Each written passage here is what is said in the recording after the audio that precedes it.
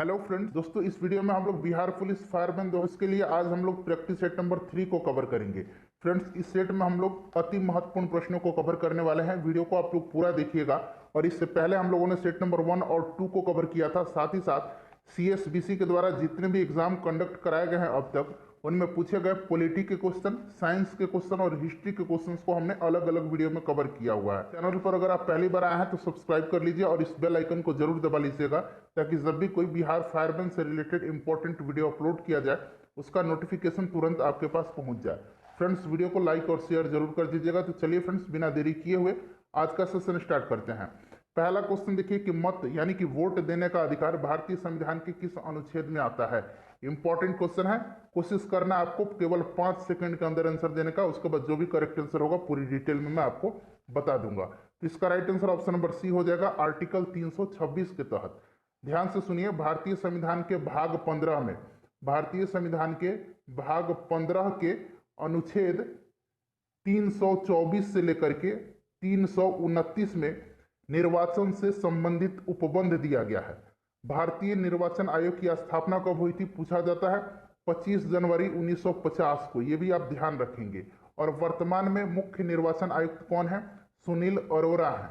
अगला क्वेश्चन देखिए। और फ्रेंड्स, वीडियो के लास्ट में आप सभी लोग अपना अपना स्कोर कमेंट करके बताइएगा, ताकि आपकी तैयारी जो है किस प्रकार से है इसका अंदाजा लगाया जा सके। नेक्स्ट क्वेश्चन देखिए, पृथ्वी दिवस कब मनाया जाता है? इंपॉर्टेंट क्वेश्चन है। तो पृथ्वी दिवस प्रत्येक वर्ष 22 अप्रैल के दिन मनाया जाता है। इस वर्ष जो है 22 अप्रैल के दिन पृथ्वी दिवस मनाया गया है। और इसकी थीम जो थी क्या थी, ध्यान से याद रखिएगा। इसकी थीम थी रीस्टोर आवर अर्थ। ठीक है फ्रेंड्स, ये भी आप ध्यान रखेंगे। 22 मार्च के दिन क्या मनाया जाता है? विश्व जल दिवस मनाया जाता है। 22 अप्रैल को पृथ्वी दिवस और 22 मई के दिन जैव विविधता दिवस मनाया जाता है। ये भी आप ध्यान रखेंगे। फ्रेंड्स, पूरी डिटेल में मैं आपको समझाने का प्रयास करूंगा, ताकि एक प्रश्न के साथ साथ आपके 3-4 प्रश्न कवर हो जाए। नेक्स्ट क्वेश्चन देखिए, एस्कॉर्बिक अम्ल किस विटामिन का नाम है?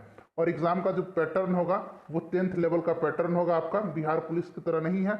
बहुत ही आसान एग्जाम होने वाला है। एस्कॉर्बिक अम्ल जो है विटामिन सी का रासायनिक नाम है। विटामिन ए का रासायनिक नाम रेटिनॉल है। विटामिन बी का रासायनिक नाम बताइए क्या है? विटामिन बी का रासायनिक नाम आप अभी कमेंट करके बताइए, ठीक है। विटामिन डी का रासायनिक नाम कैल्सीफेरॉल होता है। नेक्स्ट क्वेश्चन देखिएगा कि सन 2022 का फुटबॉल विश्व कप कहां होगा? इंपॉर्टेंट क्वेश्चन है। करंट अफेयर्स के भी प्रश्न 4-5 प्रश्न आपके एग्जाम में देखने को मिलेंगे। तो देखिए, 2022 में फुटबॉल विश्व कप जो होगा यह होगा कतर में। Option number B right answer हो जाएगा। कतर की राजधानी कहां है? दोहा है। ये भी ध्यान रखेंगे। अब देखिए, फीफा वर्ल्ड कप है ये, तो फीफा का फुल फॉर्म पूछा जा सकता है। तो याद रखेंगे, federation international D football association. इसका हेडक्वार्टर जो है जूरिक स्विट्जरलैंड में है। और वर्तमान में इसके अध्यक्ष जो है गियानी इन्फेंटिनो है। ठीक है। चलिए फ्रेंड्स, अगर कोई डाउट है तो कमेंट सेक्शन में आप पूछ सकते हैं। खाली स्थान दिया हुआ है। वर्ष खाली स्थान में भारत G20 शिखर सम्मेलन का आयोजन का मेजबानी करेगा। यानी कि किस वर्ष भारत जो है G20 शिखर सम्मेलन की आयोजन का मेजबानी करेगा। तो देखिए, पूरी डिटेल में मैं आपको बता देता हूं। अगर यहां से एक भी प्रश्न आता है तो आपका नहीं छूटेगा। देखिए, इस वर्ष यानी कि अभी पिछले वर्ष 2020 में जो हुआ था, ये इसका 15वां संस्करण था G20 का। इसका आयोजन हुआ था कहां पे? UAE में हुआ था। ठीक है फ्रेंड्स, माफ कीजिएगा, सऊदी अरब में हुआ था। क्लियर? उसके बाद देखेंगे, अब देख लीजिए, अब जो है अभी जो होगा 2021 में, ये कहां होगा? 2021 में जो होगा इटली में होगा। ये इसका 16वां होगा। क्रम से आप देखते चलिए। 2022 में कहां होगा? 17वां होगा, इंडोनेशिया में होगा। 2023 में 18वां होगा, भारत में होगा। 2024 में कहां होगा? 19वां होगा, और ये ब्राजील में होगा। तो भारत किस वर्ष करेगा? 2023 में करेगा। Option number C correct answer इसका हो जाएगा। ठीक है फ्रेंड्स, ध्यान रखेंगे, इंपॉर्टेंट क्वेश्चन है। चलिए अगला क्वेश्चन देखिएगा। हाँ, नेक्स्ट क्वेश्चन हमारा है कि बिहार का न्यूनतम जनसंख्या वाला जिला कौन सा है? तो बिहार का न्यूनतम जनसंख्या वाला जिला जो है ये शेखपुरा है। अधिकतम पूछा जाए तो ध्यान रखेंगे पटना हो जाएगा। नेक्स्ट क्वेश्चन देखिए, और ये 2011 की जनगणना की बात हो रही है, ये भी आप ध्यान रखेंगे। नेक्स्ट क्वेश्चन देखिए कि ऑस्ट्रेलियाई ओपन 2021 की महिला एकल विजेता कौन है? देखिए, ये वर्ष का पहला टेनिस प्रतियोगिता है, तो कह सकते हैं कि पहला यह ग्रैंड स्लैम प्रतियोगिता है। ठीक है। और यह जो होता है किस पर खेला जाता है? तो ध्यान रखेंगे यह जो खेला जाता है फ्रेंड्स, किस प्रकार की कोर्ट पर खेला जाता है? हार्ड कोर्ट पर खेला जाता है, ठीक है। ऑस्ट्रेलियाई ओपन और कौन सा ओपन? यूएस ओपन, ये दोनों हार्ड कोर्ट पर खेले जाते हैं। उसके बाद अगर बात करें फ्रेंच ओपन, तो फ्रेंच ओपन खेला जाता है क्ले कोर्ट पर, मिट्टी का कोर्ट होता है। विमल्डन खेला जाता है घास के मैदान पर, ठीक है, घास के कोर्ट पर। तो ये सब ध्यान रखेंगे। और इस वर्ष जो है 2021 का जो विजेता महिला एकल में रही हैं, ये नाओमी ओसाका रही हैं। नाओमी ओसाका जापान की हैं। वहीं अगर पुरुष एकल पूछा जाए तो नोवाक जोकोविच, जो कि सर्बिया के हैं। नेक्स्ट क्वेश्चन देखिए कि निम्नलिखित में से कौन सा प्रोटीन रक्त का थक्का बनाने में मदद करता है? अब ध्यान रखिएगा, यहाँ प्रोटीन पूछ लिया गया है। तो रक्त का थक्का जमाने में जो सहायक प्रोटीन होता है वो फाइब्रिनोजन होता है। ये हिपैरिन आप देख रहे हैं, हिपैरिन जो होता है शरीर के अंदर रक्त को जमने से रोकता है। यह भी एक प्रकार का प्रोटीन है। और यहाँ पर अगर विटामिन पूछा जाता है कि कौन सा विटामिन रक्त का थक्का बनाने में मदद होता, तो यहाँ अगर विटामिन पूछा जाता तो विटामिन के राइट आंसर होता। प्रोटीन पूछा जाए तो याद रखिएगा फाइब्रिनोजन होता है। फाइब्रिनोजन और हिपेरिन ये दोनों प्रोटीन है जिसका निर्माण कहाँ होता है? लीवर में होता है, यकृत में होता है। फ्रेंड्स, उम्मीद कर रहा हूं कि वीडियो आप सभी को पसंद आ रही है। तो प्लीज फ्रेंड्स वीडियो को लाइक और शेयर जरूर कर देंगे। लोहा का गैल्वेनीकरण में कौन सी धातु प्रयुक्त होती है? अब देखिए, गैल्वेनीकरण अंग्रेजी शब्द है, हिंदी में इसको कहा जाता है यसद लेपन, ठीक है। यहाँ मैं लिख भी देता हूँ यसद लेपन, ध्यान रखेंगे, ठीक है। अंग्रेजी भी थोड़ा बहुत आप ध्यान रखिएगा। तो देखिए ये होता क्या है, लोहे और इस्पात को जंग से सुरक्षित रखने के लिए जो उस पर उसके ऊपर पतली परत जस्ते की चढ़ाई जाती है, जस्ते यानी कि जिंक की, यही प्रक्रिया जो है यसद लेपन कहलाती है, यानी कि गैल्वेनाइजेशन कहलाती है। तो राइट आंसर इसका क्या हो जाएगा? जिंक हो जाएगा, जस्ता। अगला क्वेश्चन देखिए कि नील दर्पण नामक पुस्तक किसने लिखी? और फ्रेंड्स, इससे पहले जैसे कि मैंने बताया था कि जितने भी प्रश्न सीएसबीसी के द्वारा पूछे गए हैं, हिस्ट्री का अलग वीडियो में कवर किया हुआ हमने, पॉलिटी का यानी कि भारतीय संविधान का अलग वीडियो में कवर किया हुआ है। उसके बाद अगर बात करें तो साइंस का हमने अलग वीडियो में किया। सभी का लिंक आपको डिस्क्रिप्शन में मिल जाएगा, जरूर देख लेंगे। देखिए, नील दर्पण पुस्तक के लेखक हैं दीनबंधु मित्र। नेक्स्ट क्वेश्चन देख लीजिए कि अपसौर की स्थिति कब बनती है? अपसौर की स्थिति और एक होता है उपसौर की स्थिति, दोनों प्रश्न पूछा जाता है। तो देखिए, पहले अपसौर के बारे में जान लेते हैं। तो ध्यान से सुनिए, जब पृथ्वी सूर्य से अधिकतम दूरी पर होती है, यानी कि ज्यादा दूरी पर होती है, तो उसको अपसौर कहा जाता है, ठीक है। और यह घटना जो होती है 4 जुलाई के दिन होती है। उपसौर कब बनता है? जब पृथ्वी सूर्य से निकटतम होती है, नजदीक होती है, तो इसको उपसौर कहा जाता है। यह घटना जो बनती है कब बनती है? तो 3 जनवरी के दिन, यहां लिखा हुआ है 3 जनवरी, ध्यान रखेंगे, ठीक। चलिए, उसके बाद देखिए बोल्शेविक क्रांति कब हुई थी? विश्व के इतिहास से भी प्रश्न पूछा जाना है, आपके सिलेबस में दिया हुआ है। तो देखिए, बोल्शेविक क्रांति सबसे पहले हुई कहाँ थी? रूस में हुई थी। मैंने हिस्ट्री वाले सेक्शन में शायद इस प्रश्न को कवर करवाया था। तो कब हुई थी? नवंबर 1917 में। Option number B right answer हो जाएगा। और इसका नेता कौन था बोल्शेविक क्रांति का? लेनिन था। ये भी आप ध्यान रखेंगे। फ्रांस की राज्य क्रांति कब हुई थी? तो फ्रांस की राज्य क्रांति 1789 में हुई थी, फ्रांस की क्रांति। और उस समय फ्रांस का शासक कौन था? लुई 16वां था, ठीक है। लुई 16वां, यहां मैं लिख देता हूं, लुई 16वां था। और उस समय फ्रांस में किस प्रकार की शासन व्यवस्था थी? तो सामंती शासन व्यवस्था थी। ये भी आप ध्यान रखेंगे। नेक्स्ट क्वेश्चन देखिए कि इलेक्ट्रॉनिक विन्यास 287 वाला अधातु तत्व कौन सा है? देखिए, ये तो क्लियर हो गया कि यह एक प्रकार का अधातु है। तो 2 8 10 7 17, यानी कि 17 इसका जो है एटॉमिक नंबर है। तो ये कौन सा एलिमेंट है? क्लोरीन है, ठीक है। क्लोरीन अधातु है। नेक्स्ट क्वेश्चन देखिएगा कि भारत के उत्तरी पश्चिमी भाग में शीतकालीन वर्षा के मुख्य रूप से किस कारण से होती है? थोड़ा सा प्रश्न में सुधार करेंगे। भारत के उत्तरी मैदान में, ठीक है, उत्तरी मैदानी भागों में, यहाँ उत्तरी पश्चिमी हटा लीजिए, उत्तरी मैदानी भागों में शीतकालीन में जो वर्षा होती है, इसका प्रमुख कारण क्या है? देखिए, प्रश्न को थोड़ा सा संशोधित कीजिए। यहाँ पर पश्चिमी भाग हटाकर उत्तरी मैदान में, ठीक है, या उत्तरी मैदानी भागों, जो भी बना लीजिए, उत्तरी मैदानी भागों में शीत ऋतु में वर्षा मुख्य रूप से किस कारण से होती है? तो ये पश्चिमी विक्षोभ के कारण होती है। और इसको एक और नाम से जाना जाता है, जेट स्ट्रीम भी इसको कहा जाता है। तो जेट स्ट्रीम और पश्चिमी विक्षोभ दोनों ध्यान रखेंगे। और फ्रेंड्स, उत्तर पूर्व मानसून के कारण जो मानसून लौटती हुई मानसून होती है, इसके कारण तमिलनाडु के तट पर जनवरी फरवरी में, यानी कि जाड़े के दिनों में वर्षा होती है। नेक्स्ट क्वेश्चन देखिए, अगला क्वेश्चन है कि महाराजा धीराज की उपाधि अपनाने वाला पहला गुप्त शासक कौन था? तो देखिए, गुप्त वंश की स्थापना आपने पढ़ा भी होगा कि किसने किया था? श्रीगुप्त ने किया था, ठीक है। लेकिन गुप्त वंश का जो है पहला प्रतापी शासक चंद्रगुप्त होता है। कौन? चंद्रगुप्त प्रथम, ठीक है।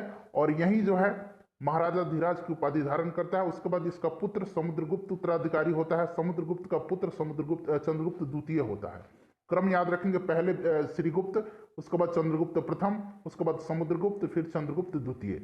समुद्रगुप्त को भारत का नेपोलियन कहा जाता है। चंद्रगुप्त द्वितीय ने विक्रमादित्य की उपाधि धारण किया था। यह भी ध्यान रखेंगे। इस प्रश्न का right answer option number A हो जाएगा। नेक्स्ट क्वेश्चन देखिए कि चंद्रयान 2 का प्रक्षेपण किस यान से किया गया था। तो देखिए फ्रेंड्स, चंद्रयान 2 का प्रक्षेपण कब किया गया था, तो 22 जुलाई 2019 को किया गया था।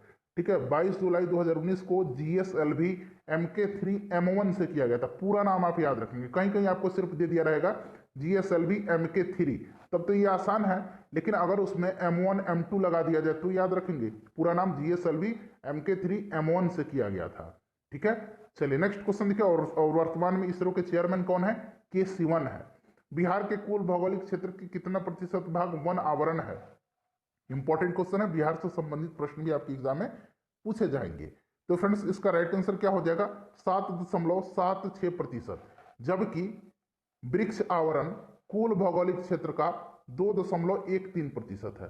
ठीक है, भौगोलिक क्षेत्र का कुल कितना भाग है बिहार में, कुल वन कितना है, तो 7.76%, जबकि वृक्ष आवरण, वन आवरण तो 7.7% है, लेकिन वृक्ष आवरण जो है 2.13% है।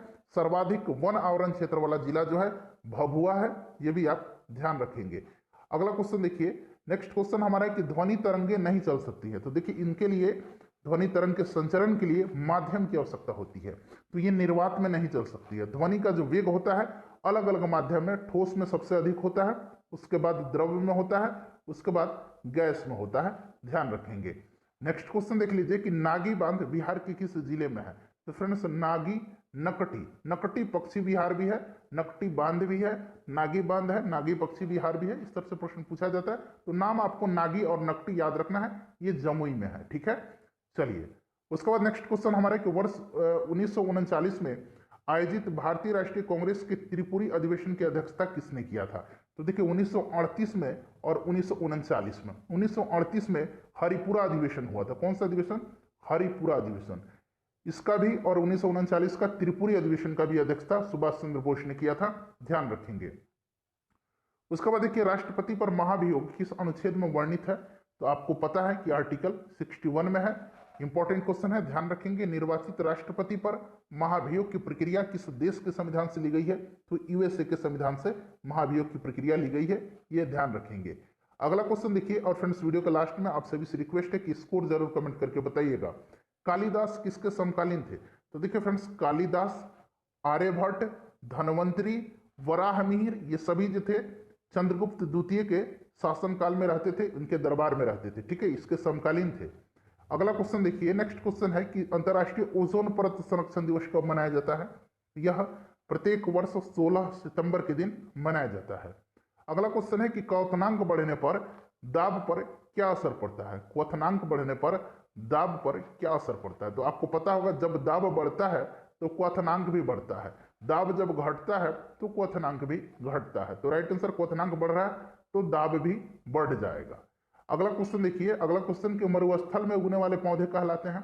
तो मरुस्थल में जो पौधे उगते हैं उनको कहा जाता है जीरोफाइट्स। ठीक है, उसके बाद अगर हम बात करें हेलोफाइट्स, हिंदी में इसको क्या कहा जाता है, लोमनो मृदोभिद। यहां मैं लिख देता हूं लोमनो मृदोभिद, इस तरह भी लिखा रहता है। ठीक है, तो दोनों याद रखेंगे, या फिर दिया रहेगा हेलोफाइट या फिर लवण मृदोभिद दिया रहेगा। तो ये आप अब नाम से पता हो गया कि लवण युक्त मिट्टी में उगते हैं, लवण युक्त मिट्टी में उनको हेलोफाइट कहा जाता है। हाइड्रोफाइट्स जो पानी में उगने वाले पौधे हैं, और हाइड्रोपोनिक्स एक प्रकार की तकनीक है जिसको कि बिना मिट्टी का पौधे को उगाया जाना जो है हाइड्रोपोनिक्स कहलाता है। नेक्स्ट क्वेश्चन देखिएगा कि एस्पिरिन क्या है। तो फ्रेंड्स देखिए, एस्पिरिन जो काम आता है हल्के दर्द और बुखार में। ठीक है, यानी कि यह एक प्रकार का दर्दनाशक भी है और ज्वरनाशक भी है। तो ये आ जाता है एंटीपायरेटिक में। ठीक है, एंटीसेप्टिक आप सभी को पता है, हाथ हाथ कट जाता है तो डिटॉल वगैरह हम लोग लगाते हैं, फिनॉल लगाते हैं, ये एंटीसेप्टिक होता है। एंटीबायोटिक आपको पता है। ठीक है, चलिए नेक्स्ट क्वेश्चन देखिएगा। नेक्स्ट क्वेश्चन है कि आत्मीय सभा की स्थापना किसने की थी। इंपॉर्टेंट क्वेश्चन है। आत्मीय सभा की स्थापना राजा राम मोहन राय ने 1815 ईस्वी में किया था। राजा राम मोहन राय ने ब्रह्म समाज की भी स्थापना किया था। कब, तो 1828 ईस्वी में। ये भी आप साथ साथ ध्यान रखेंगे। अगला क्वेश्चन देखिए कि मीर कासिम ने राजधानी कहाँ परिवर्तित किया था। तो देखिए पहले जो राजधानी थी, क्रम मैं बता देता हूँ। देखिए पहले सबसे पहले ढाका थी बंगाल की राजधानी, उसके बाद आती है मुर्शिदाबाद, मुर्शिदाबाद या मैं लिख देता हूँ मुर्शिदाबाद, ठीक है। उसके बाद कहाँ आती है, मुंगेर आती है। अब देख लीजिए पहले ढाका थी, ढाका से मुर्शिदाबाद ले आया मुर्शीद कुली खान ने, और मुर्शिदाबाद से मुंगेर किसने लाया, तो ध्यान रखिएगा मुर्शिदाबाद से मुंगेर किसने लाया, तो ये मीर कासिम ने लाया था, ठीक है। मुर्शिदाबाद से मुंगेर, तो राइट आंसर ऑप्शन नंबर इसका सी हो जाएगा। अगला क्वेश्चन देखिएगा कि हाइडेस्पीस का युद्ध किस नदी के तट पर हुआ। हाइडेस्पीस का युद्ध, झेलम का युद्ध, या फिर वितस्ता का युद्ध, ठीक है, एक ही बात है, याद रखेंगे, तीनों नाम याद रखेंगे। यह हुआ था किसके बीच, तो यह हुआ था सिकंदर और पोरस के बीच में। तो अब पता चल गया किस नदी के तट पर, झेलम नदी के तट पर। Right answer option number D. इसको वितस्ता के नाम से भी पहले जाना जाता था, झेलम को। संविधान के किस अनुच्छेद को डॉक्टर भीमराव अंबेडकर ने संविधान की आत्मा और हृदय कहा है। तो आपने पढ़ा होगा कि आर्टिकल 32 जो है संवैधानिक उपचारों का अधिकार, इसी को बाबा साहब अंबेडकर ने संविधान की हृदय और आत्मा कहा है। आर्टिकल 32 के तहत ही उच्चतम न्यायालय यानी कि सुप्रीम कोर्ट जो है 5 प्रकार का रिट जारी करता है, ठीक है, ये भी ध्यान रखेंगे। नेक्स्ट क्वेश्चन देखिए कि उष्ण कटिबंधीय वन अनुसंधान संस्थान। देखिए अगर सिर्फ वन अनुसंधान संस्थान पूछा जाता तो देहरादून आंसर होता, लेकिन यहाँ उष्ण कटिबंधीय वन अनुसंधान संस्थान पूछा गया है, तो ये जबलपुर मध्य प्रदेश में है। Option number B right answer हो जाएगा, पूछा गया प्रश्न है ये। उसके बाद देखिएगा कि घरेलू रसोई गैस यानी कि एलपीजी कनेक्शन किस योजना से संबंधित है। तो आपने पढ़ा भी होगा फ्रेंड्स, उज्ज्वला योजना। उज्ज्वला योजना के तहत जो ग्रामीण क्षेत्रों की महिलाएं हैं उनको जो है स्वच्छ ईंधन मुहैया कराया गया है, ताकि जो है धुआं वगैरह प्रदूषण से वो मुक्त रहें। तो उज्ज्वला योजना राइट आंसर हो जाएगा। इसकी शुरुआत इंपॉर्टेंट है, स्टार्ट कब हुई थी यह योजना, तो 1 मई 2016 को हुई थी, ठीक है, ध्यान रखेंगे। अगला क्वेश्चन देखिएगा, कार्ल लैंडस्टीनर ने किसका प्रतिपादन किया था। तो कार्ल लैंडस्टीनर जो थे इन्होंने रक्त समूह की खोज की थी, ब्लड ग्रुप का खोज किया था, ठीक है। अनुवांशिकता का खोज किसने किया था, अनुवांशिकता का जनक किसको कहा जाता है, अनुवांशिकता का जो है प्रतिपादक किसको कहा जाता है, तो ये कहा जाता है मेंडल को, ठीक है, ग्रेगर जोहान मेंडल को। ये भी आप ध्यान रखेंगे, मटर के पौधे पर इन्होंने यह शोध किया था। प्रथम बौद्ध सभा किस स्थान पर बुलाई गई थी। तो देखिए टोटल 4 बौद्ध सभा आयोजित किया गया था, बौद्ध सभा कहिए, बौद्ध संगति कहिए, ठीक है। तो प्रथम जो हुआ था ये राजगृह में हुआ था, और उस समय शासक कौन था, तो अजात शत्रु था, ठीक है फ्रेंड्स। दूसरा जो हुआ था, दूसरा कहाँ हुआ था, वैशाली में हुआ था, और उस समय कौन शासक था, उस समय शासक कालाशोक था, ठीक है फ्रेंड्स। तीसरा जो हुआ था ये पाटलिपुत्र में हुआ था, और उस समय अशोक का शासनकाल था। चौथा जो हुआ था कुंडल वन कश्मीर में हुआ था, कनिष्क के शासनकाल में। तो ये चारों आप ध्यान रखेंगे। राइट आंसर अभी पहला पूछा जा रहा है तो राजगृह हो जाएगा। अगला क्वेश्चन देखिए, नेक्स्ट क्वेश्चन है कि निम्नलिखित में से कौन सी मिट्टी चाय की खेती के लिए उपयुक्त होती है। तो चाय की खेती के लिए और कॉफी की खेती के लिए। इसके बाद पूछा जाता है कपास की खेती के लिए, ठीक है। तो चाय की खेती के लिए लेटराइट मिट्टी राइट आंसर हो जाएगा। उसके बाद कपास की खेती के लिए काली मिट्टी, काली मिट्टी को रेगुर मिट्टी के नाम से भी जाना जाता है, ये भी आप ध्यान रखेंगे, ठीक है फ्रेंड्स। नेक्स्ट क्वेश्चन देखिएगा कि ओजोन परत को सीएफसी से बचाने के लिए बनाई गई अंतरराष्ट्रीय संधि कौन सी है। तो इस संधि का नाम है Montreal protocol. Option number B right answer हो जाएगा। मॉन्ट्रियल प्रोटोकॉल 1987 में यह जो संधि है स्टार्ट की गई थी, और विभिन्न देशों ने इस पर हस्ताक्षर किया, और फाइनली इसका पहला बैठक 1989 में फिनलैंड की राजधानी हेलसिंकी में आयोजित किया गया, ध्यान रखेंगे। नेक्स्ट क्वेश्चन देखिए कि देश की पहली किसान रेल सेवा किन 2 स्टेशनों के मध्य चलाई गई थी। पहली है, और ये बिहार से जुड़ा हुआ है इसलिए इंपॉर्टेंट है, तो यह चलाई गई थी कहां से, देवलाली से दानापुर के मध्य। Option number B right answer हो जाएगा। महाराष्ट्र के देवलाली से बिहार के दानापुर रेलवे स्टेशन के मध्य चलाई गई थी। नेक्स्ट क्वेश्चन देखिएगा कि डेट्रॉयट नगर किसके लिए प्रसिद्ध है। तो देखिए डेट्रॉयट नगर जो है ये यूएसए में है, और यह प्रसिद्ध है ऑटोमोबाइल उद्योग के लिए। Right answer option number B correct answer इसका हो जाएगा। नेक्स्ट क्वेश्चन देखिएगा कि हम्बनटोटा बंदरगाह किस देश में स्थित है। हम्बनटोटा इंपॉर्टेंट है क्योंकि भारत के पड़ोसी देश श्रीलंका में स्थित है। Option number D right answer हो जाएगा। एक और नाम याद रखिएगा, ग्वादर पोर्ट पूछा जाता है, ग्वादर पोर्ट या ग्वादर बंदरगाह एक ही बात है, ये पाकिस्तान में है, ठीक है, ध्यान रखेंगे। उसके बाद देखिए निम्न में से कौन सा रासायनिक परिवर्तन नहीं है, तो देखिए पानी का उबालना जो है रासायनिक परिवर्तन नहीं है, ठीक है। बाकी कागज का जलना, दूध का खट्टा होना, कोयले का जलना, ये सारे जो है रासायनिक परिवर्तन है। रासायनिक परिवर्तन और भौतिक परिवर्तन आपको पता होगा कि मानते हैं अगर पदार्थ को फिर से हम प्राप्त कर लें तो वो क्या हो जाएगा, भौतिक परिवर्तन हो जाएगा। जैसे कि देखिए पानी बॉयल हो रहा है, ये भाप बन के ऊपर गया और फिर पानी के फॉर्म में नीचे आ जाएगा जब वर्षा होगी तो इसमें कोई चेंजिंग ही नहीं हुआ।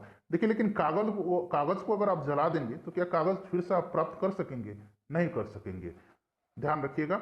चलिए नेक्स्ट क्वेश्चन है कि मध्य कर्ण में इनमें से कौन सा हड्डी नहीं पाया जाता है। जो हम लोग साइंस वाला सेक्शन था उसमें इस प्रश्न को कवर किया था हमने। तो मैलियस, इनकस और स्टेपस, ये तीनों कान की हड्डियां हैं, हैमट नहीं है, ठीक है। स्टेपस जो है मानव शरीर की सबसे छोटी हड्डी है।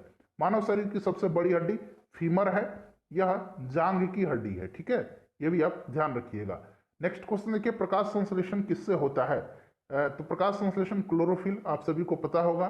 43 नंबर देखिए कि प्रत्यक्ष कर के अंतर्गत निम्न में से किसे शामिल किया गया है। तो प्रत्यक्ष कर के अंतर्गत आयकर आता है। जीएसटी पूछा जा सकता है कि किस प्रकार का कर है, तो याद रखिएगा जीएसटी एक अप्रत्यक्ष कर है। क्लियर।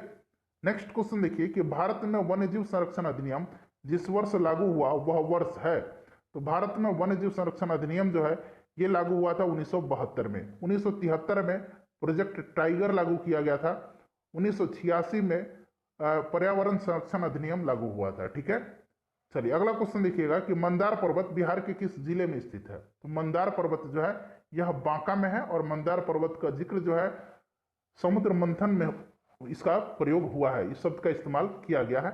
नेक्स्ट क्वेश्चन देखिएगा, 2020 में शांति के लिए नोबेल पुरस्कार किस संस्था को दिया गया था। तो 2020 में शांति का नोबेल पुरस्कार जो है यह दिया गया था विश्व खाद्य कार्यक्रम को, वर्ल्ड फूड प्रोग्राम को। याद रखिएगा इसका हेडक्वार्टर रोम इटली में है, ठीक है।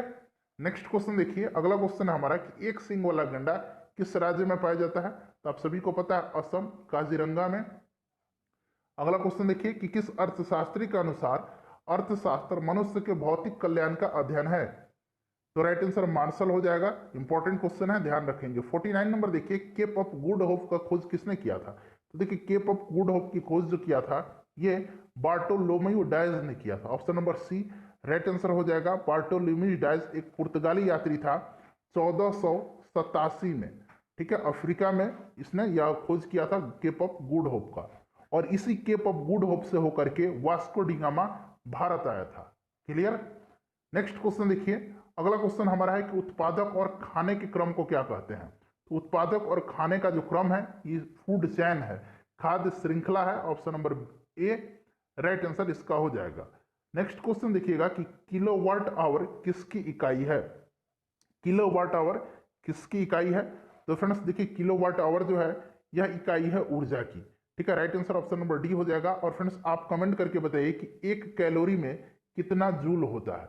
एक कैलोरी में कितना जूल होता है, आप कमेंट करके अभी तुरंत बताइए, ठीक है। हमने कितने प्रश्न कवर किए हैं अब तक, 51 प्रश्न कवर कर लिए, ठीक है। और देखिए मैं एक प्रश्न यहां से बता देता हूं, 1 किलोवाट बराबर कितना होता है। तो 1 किलोवाट आवर बराबर 1 किलोवाट आवर यानी कि 1 किलो घंटा बराबर होता है 3.6 गुना 10 के पावर 6 जूल। और मैंने अभी आपसे क्या पूछा था, अभी पूछा था कि क्या पूछा था, 1 कैलोरी में कितना जूल होता है। उसके बाद नेक्स्ट क्वेश्चन देखिए, ये आपके लिए प्रश्न है कि जीएसटी लागू करने वाला पहला देश कौन सा है, ठीक है फ्रेंड्स। इसके बारे में जितना आप डिटेल जानते हैं कमेंट में लिखकर बताइएगा। भारत में कब लागू हुआ था यह भी आप डेट सहित लिखकर बताएंगे। उम्मीद करता हूं कि वीडियो आपको पसंद आई होगी। फ्रेंड्स वीडियो को लाइक और शेयर जरूर कर दीजिएगा, और बाकी सभी वीडियोज का लिंक जो कि हम लोग फायरमैन के लिए अब तक कवर किया है डिस्क्रिप्शन में मिल जाएगा, जरूर देख लेंगे। मिलते हैं नेक्स्ट वीडियो में। Thanks for watching.